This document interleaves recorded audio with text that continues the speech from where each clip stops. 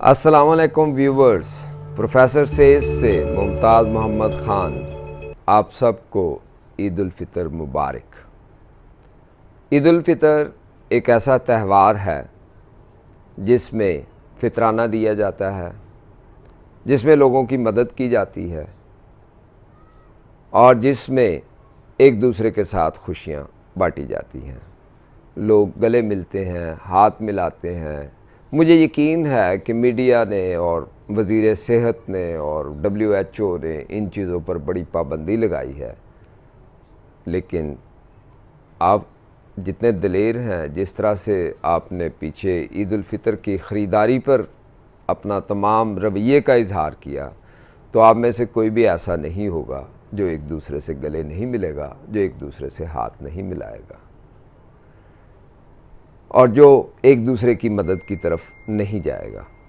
مجھے یقین ہے کہ آپ لوگ دیکھیں گے کہ اس معاشی جو استحصالی کا دور گزرا، جس میں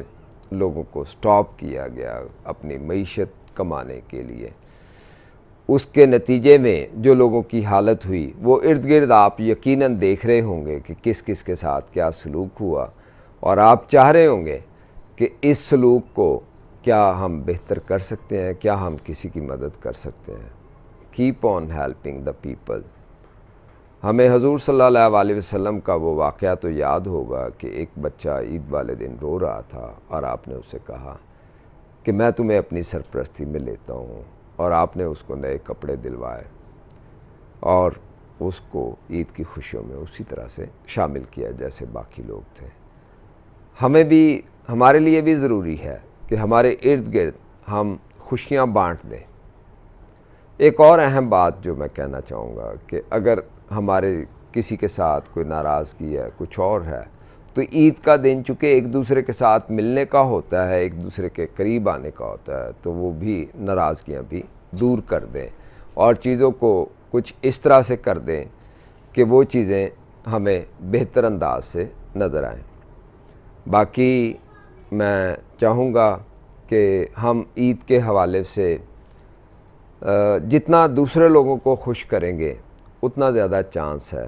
کہ ہماری طرف بھی وہ خوشی کی لہریں اسی طرح سے آتی چلی جائیں گی۔